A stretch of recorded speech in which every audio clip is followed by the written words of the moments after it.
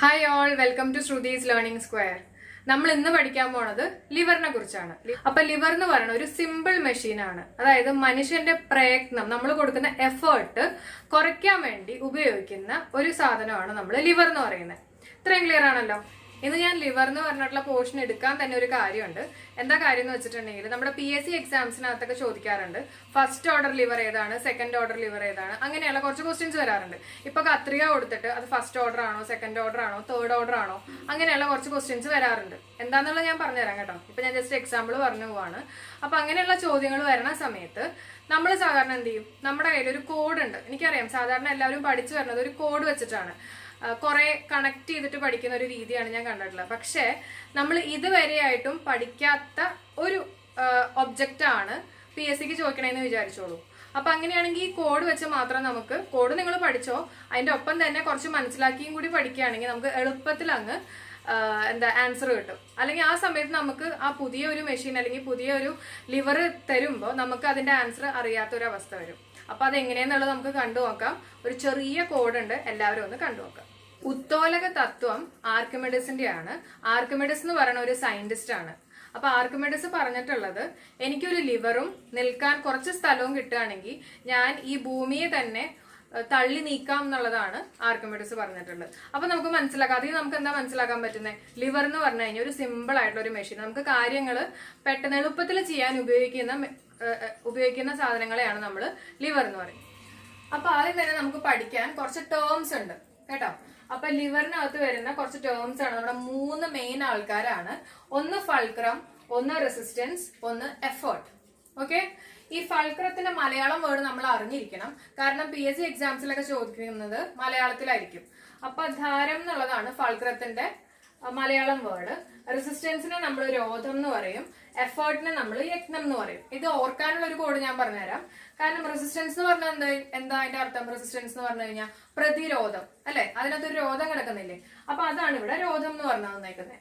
അടുത്തത് effort. Effort എന്ന് പറഞ്ഞാൽ എന്താ, നമ്മൾ മലയാളത്തിൽ എന്താ പറയാ, പ്രയത്നം. അപ്പൊ യജ്ഞം, അതാണ് ഇവിടെ യജ്ഞം എന്ന് വരാൻ കാര്യം. അതേപോലെ തന്നെ ഫൾക്രം. ഫൾക്രം എന്ന് പറഞ്ഞു കഴിഞ്ഞാൽ അത് നിങ്ങൾ ഓർത്തു വെക്കുക കേട്ടോ. ധാരം എന്നുള്ളതാണ് ഫൾക്രത്തിന്റെ മലയാളം വേർഡ്.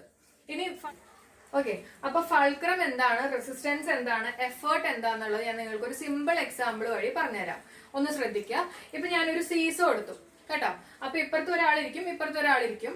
അങ്ങനെയല്ലേ നമ്മൾ സീസോ കളിക്കുന്നത്. ചെറിയ കുട്ടികളൊക്കെ ആകുമ്പോൾ സീസോ കളിക്കും. അപ്പൊ ഇവിടെ നമുക്ക് അറിഞ്ഞിരിക്കേണ്ട 3 ആൾക്കാരാണ് FRE. ഈ 3 ആൾക്കാരെ ഓർക്കുക. F എന്ന് പറഞ്ഞാൽ ഫൾക്രം, R എന്ന് പറഞ്ഞാൽ റെസിസ്റ്റൻസ്, E എന്ന് പറഞ്ഞു കഴിഞ്ഞാൽ എഫേർട്ട്. എന്താന്നുള്ളത് നോക്കി. F എന്ന് പറഞ്ഞു കഴിഞ്ഞാൽ ഒരു സെൻട്രൽ പോയിന്റ് ആണ്. അതായത് ഇതിന് അനക്കമൊന്നുമില്ല, ഇതൊരു സെൻട്രൽ പോയിന്റാണ്. എവിടെയാണോ നമ്മൾ കയറി ഇരിക്കുന്നത്, അതായത് നമ്മളൊരു ലോഡ് കൊടുക്കുന്നത് കേട്ടോ, അതിനെയാണ് നമ്മൾ റെസിസ്റ്റൻസ് എന്ന് പറയുന്നത്. ഇപ്പൊ ഇവിടെ ഒരു ആള് കയറി ഇരുന്നു, അപ്പൊ ഇയാള് പൊങ്ങി, അപ്പൊ ഇതാണ് നമ്മുടെ റെസിസ്റ്റൻസ് എന്ന് പറഞ്ഞു കഴിഞ്ഞാൽ ഒരു ലോഡ് അപ്ലൈ ചെയ്യണതിനെയാണ് നമ്മൾ പറയുന്നത് റെസിസ്റ്റൻസ് എന്ന് പറയുന്നത്. ഇനി ഇവിടെ എഫേർട്ട് എന്ന് പറഞ്ഞു കൊടുത്തിട്ടുണ്ട്. എഫേർട്ട് എന്ന് പറഞ്ഞു കഴിഞ്ഞാൽ എന്താ, നമ്മള് ഒരു എഫേർട്ട് കൊടുക്കുക, നമ്മളൊരു എന്താ പറയാ, ഒരു യജ്ഞം കൊടുക്കുക, അതിനെയാണ് നമ്മൾ പറയുന്നത് എഫേർട്ട് എന്ന് പറയുന്നത്. അപ്പൊ F എന്ന് പറഞ്ഞു കഴിഞ്ഞാൽ ഒരു സെൻട്രൽ പോയിന്റ്, R എന്ന് പറഞ്ഞു കഴിഞ്ഞാൽ നമ്മൾ കൊടുക്കുന്ന ലോഡ്, E എന്ന് പറഞ്ഞു കഴിഞ്ഞാൽ എഫേർട്ട്, നമ്മൾ എത്ര എഫേർട്ട് കൊടുക്കുന്നു, നമ്മൾ എത്ര യജ്ഞം കൊടുക്കുന്നു എന്ന് പറയുന്നതാണ് E എന്ന് പറയുന്നത്. അപ്പൊ ഈ 3 ടേംസ് ക്ലിയർ ആയല്ലോ, FRE. ഓക്കെ ആണല്ലോ. അപ്പോ ഉത്തോലകങ്ങൾ അല്ലെങ്കിൽ ലിവേഴ്സ് 3 തരത്തിൽ ഡിവൈഡ് ചെയ്തിട്ടുണ്ട്. ഒന്ന് ഫസ്റ്റ് ഓർഡർ ലിവർ, ഒന്ന് സെക്കൻഡ് ഓർഡർ ലിവർ, ഒന്ന് തേർഡ് ഓർഡർ. അപ്പൊ നമ്മുടെ കോഡ് എന്ന് പറഞ്ഞു കഴിഞ്ഞാൽ FRE അല്ലെങ്കിൽ ഫ്രീ, അങ്ങനെ ആലോചിച്ചാൽ മതി കേട്ടോ. ഇനി ആലോചിക്കേണ്ടതെന്ന് പറഞ്ഞു കഴിഞ്ഞാൽ ഈ F ആണ് നടുക്ക് വരണമെങ്കിൽ, നമ്മളൊരു ഫിഗർ വരച്ചിട്ട് അതിനകത്ത് F ആണ് നടുക്ക് വരണമെങ്കിൽ നമ്മുടെ ഏതായിരിക്കും, ഏത് ഓർഡർ ആയിരിക്കും, ഫസ്റ്റ് ഓർഡർ. ഇനി R ആണ് നടുക്ക് വരണമെങ്കിൽ നമ്മുടെ സെക്കൻഡ് ഓർഡർ ആയിരിക്കും. അതേപോലെ തന്നെ E എന്ന് പറഞ്ഞാൽ എഫേർട്ട് ആണ് നടുക്ക് വരണമെങ്കിൽ നമ്മുടെ തേർഡ് ഓർഡർ ആയിരിക്കും. ഇത്രയും ക്ലിയർ അല്ലേ? ഇനി കുറച്ചുകൂടി ക്ലിയർ ആവാൻ വേണ്ടിയിട്ട് ഞാനൊരു എക്സാമ്പിൾ പറഞ്ഞുതരാം.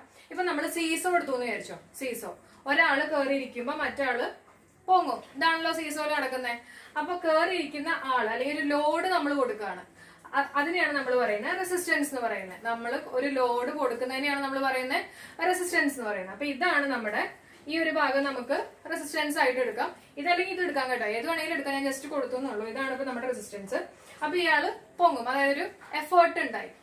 ഇനി ഇതിനെ ഇവിടെ ഒരു കണ്ടോ, ഒരു കോമൺ പോയിന്റ് കൊടുത്തിരിക്കുകയാണ്. അതായത് ഇതിനെ ഇങ്ങനെ കണക്ട് ചെയ്ത് നിർത്തിയേക്കുന്ന ഒരു സാധനം, അതാണ് നമ്മുടെ എഫ് എന്ന് പറയുന്നത്. ഇതിലാണല്ലോ ബാലൻസ് ചെയ്യുന്നത്. അപ്പൊ ഇതാണ് നമ്മുടെ എഫ് എന്ന് പറയുന്നത്. അപ്പൊ ഞാൻ നേരത്തെ എന്താ പറഞ്ഞേ, ആരാണോ നടുക്ക് വരണേന്ന് നോക്കണം. ഇപ്പൊ ഈ 3 എണ്ണത്തിലും ആരാ നടുക്ക് വന്നത്? എഫ് അല്ലേ. അപ്പൊ എഫ് നടുക്ക് വരികയാണെങ്കിൽ നമ്മുടെ ഫസ്റ്റ് ഓർഡർ ലിവർ ആയിട്ട് വരും. ക്ലിയർ ആയല്ലോ. അപ്പൊ സീസോ എന്ന് പറയുന്നത് എന്ത് ഓർഡർ ആണ്? First order. അടുത്ത എക്സാമ്പിൾ നോക്കാം. ഫോർസെപ്സ് ആണ്. ഫോർസെപ്സ് എന്ന് പറഞ്ഞു കഴിഞ്ഞാൽ ചെറു ചവണ എന്നുള്ളതാണ് മലയാളത്തിൽ പറയാ. അപ്പൊ PSC ചെറു ചവണ എന്ന് പറഞ്ഞു കഴിഞ്ഞാൽ നിങ്ങൾക്ക് മനസ്സിലാക്കണം എന്താണ് ഫോർസെപ്സ് ആണ്. അപ്പൊ ഫോർസെപ്സിൽ എന്താ പറ്റുന്നത്? നമുക്കറിയാം ഇവിടെ ആയിരിക്കും നമ്മളിങ്ങനെ എടുക്കുകയാണല്ലോ. ഫോർസെപ്സ് എന്ന് പറഞ്ഞു കഴിഞ്ഞാൽ ഇങ്ങനെ പ്രസ് ചെയ്യുമ്പോൾ ആ ലോഡ് എടുക്കാൻ പറ്റുന്ന ഒരു സാധനം. അപ്പൊ ഇവിടെ ആയിരിക്കും നമ്മുടെ ലോഡ് എന്ന് പറഞ്ഞാൽ ഇതാണ് നമ്മുടെ റെസിസ്റ്റൻസ്. ഓക്കെ. ഇനി അനങ്ങാത്ത ഒരു പോയിന്റ്, അതായത് ഇതായിരിക്കും നമ്മുടെ എഫ്. പിന്നെ ഇവിടെ ആയിരിക്കും ഈ 2 സാധനം ഞെക്കുമ്പോഴല്ലേ ഇത് നമുക്ക് എടുക്കാൻ പറ്റുന്നത്. അപ്പൊ ഇതാണ് നമ്മുടെ എഫേർട്ട് എന്ന് പറയുന്നത്. അപ്പൊ വീണ്ടും നോക്കുക, ആരാണ് നടുക്ക് വന്നേക്കുന്നത്?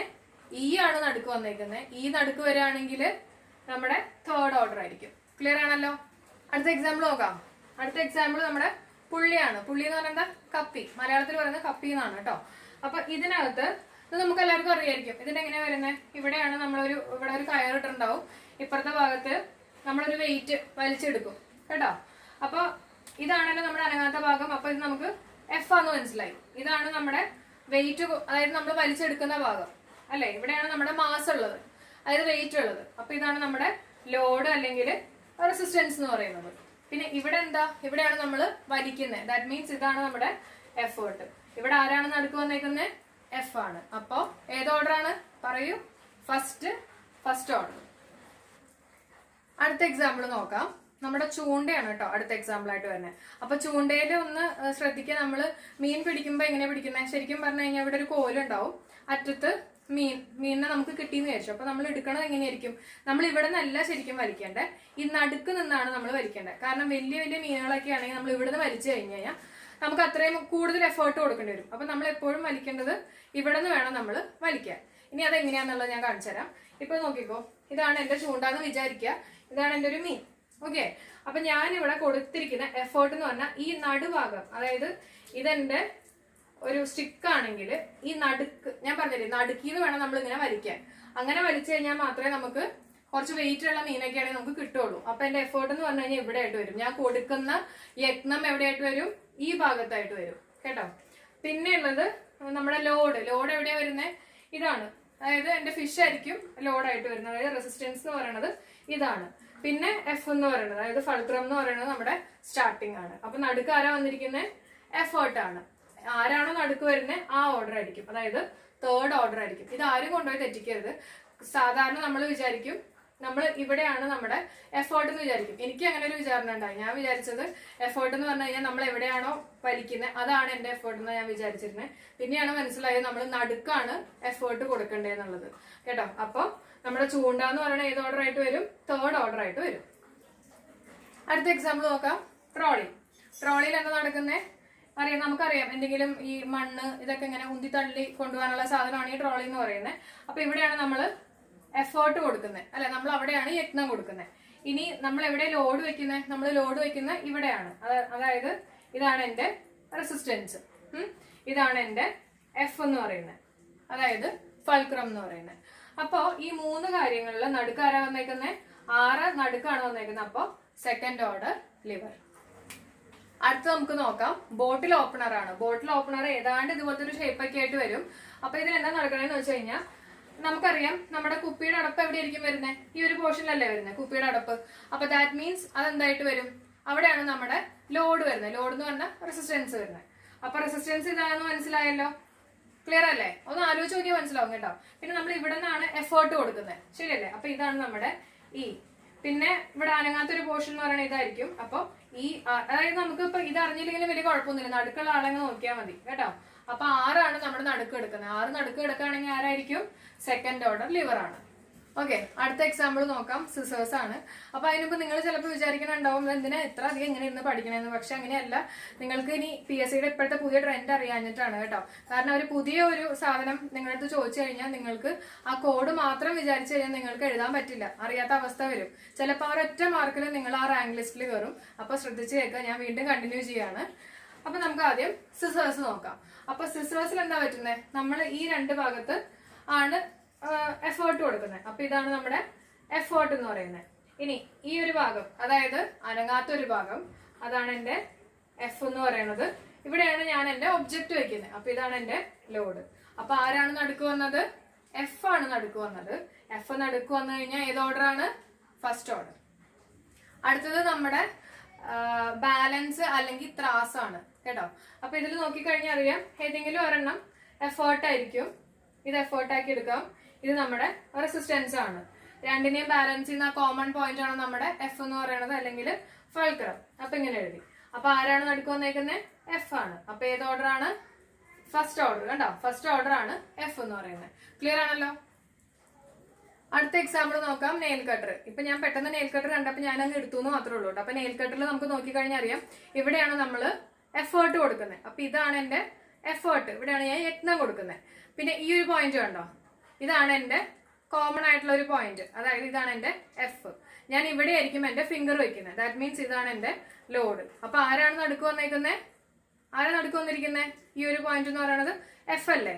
അപ്പൊ എഫ് ആണ് നടുക്ക് വന്നേക്കുന്നത്. അപ്പൊ എഫ് നടുക്കാണെങ്കിൽ എന്റെ ഫസ്റ്റ് ഓർഡർ ലിവർ ആയിരിക്കും. അടുത്ത ഒരു പോർഷൻ ആണ് മെക്കാനിക്കൽ അഡ്വാൻറ്റേജ് എന്ന് പറയുന്നത് കേട്ടോ. അപ്പൊ ഇത് ഞാൻ എടുക്കാൻ കാര്യം എന്ന് വെച്ചാൽ, ലേറ്റസ്റ്റ് ആയിട്ട് ഞാൻ ഈ PSC ക്വസ്റ്റ്യൻ പേപ്പർ നോക്കിക്കഴിഞ്ഞപ്പോൾ ഇതിൽ നിന്ന് ഒരു ക്വസ്റ്റ്യൻ ചോദിച്ചതായിട്ട് കണ്ടു. അതുകൊണ്ടാണ് ഈ ഒരു പോർഷൻ എടുക്കാൻ കാര്യം. അപ്പൊ ഈ മെക്കാനിക്കൽ അഡ്വാൻറ്റേജിനകത്ത് നമ്മൾ പഠിക്കേണ്ടത്, മെക്കാനിക്കൽ അഡ്വാൻറ്റേജ് എന്ന് പറഞ്ഞു കഴിഞ്ഞാൽ R/E ആണ്. R/E എന്ന് പറഞ്ഞു കഴിഞ്ഞാൽ R എന്ന് പറഞ്ഞാൽ റെസിസ്റ്റൻസ് ബൈ എഫേർട്ട് ആണ് കേട്ടോ. ഇനി ഫസ്റ്റ് ഓർഡർ ലിവേഴ്സിനകത്തെല്ലാം മെക്കാനിക്കൽ അഡ്വാൻറ്റേജ് കിട്ടുന്നത് എപ്പോഴും 1 ആവാം, ലെസ് ദാൻ 1 ആവാം, ഗ്രേറ്റർ ദാൻ 1 ആവാം. അപ്പൊ നിങ്ങളോട് ഇതായിരിക്കും ചോദിക്കാൻ പോകുന്നത്. അതായത് ഫസ്റ്റ് ഓർഡറിലാണെങ്കിൽ മെക്കാനിക്കൽ അഡ്വാൻറ്റേജ് അത് എങ്ങനെയായിരിക്കും, അതിന്റെ വാല്യൂ എത്രയായിരിക്കും എന്ന് പറഞ്ഞിട്ട് 4 ഓപ്ഷൻ കൊടുത്തിട്ടുണ്ടാവും. 1, ലെസ് ദാൻ 1, അങ്ങനെയുള്ള കുറച്ച് ഓപ്ഷൻസ് കൊടുത്തിട്ടുണ്ടാവും. അപ്പൊ ഈ 3 എണ്ണവും നമുക്ക് ഫസ്റ്റ് ഓർഡറിൽ കറക്റ്റ് ആയിട്ട് വരും. ഇനി സെക്കൻഡ് ഓർഡറിലാണെങ്കിൽ മെക്കാനിക്കൽ അഡ്വാൻറ്റേജ് എപ്പോഴും, സെക്കൻഡ് ഓർഡർ ലിവേഴ്സ് ആണ് കേട്ടോ ഞാൻ ഈ പറയുന്നത്, മെക്കാനിക്കൽ അഡ്വാൻറ്റേജ് എപ്പോഴും ഗ്രേറ്റർ ദാൻ 1 ആയിരിക്കും. തേർഡ് ഓർഡർ ആണെങ്കിൽ മെക്കാനിക്കൽ അഡ്വാൻറ്റേജ് എപ്പോഴും ലെസ് ദാൻ 1 ആയിരിക്കും. അപ്പൊ ഇതും കൂടി ഒന്ന് നിങ്ങൾ ഓർത്ത് വെച്ചേക്കാം. അപ്പൊ എല്ലാവർക്കും എന്റെ വീഡിയോ ഇഷ്ടമായി എന്ന് വിശ്വസിക്കുന്നു. ഇഷ്ടമായിട്ടുണ്ടെങ്കിൽ എല്ലാവരും ഒന്ന് ലൈക്ക് ചെയ്യുക, നിങ്ങളുടെ അഭിപ്രായങ്ങളൊക്കെ ഒന്ന് കമന്റ് ചെയ്യുക, അതേപോലെ തന്നെ ഷെയർ ചെയ്യുക, സബ്സ്ക്രൈബ് ചെയ്യുക മറക്കരുത് കേട്ടോ. അപ്പൊ അടുത്ത ക്ലാസ് കാണാം.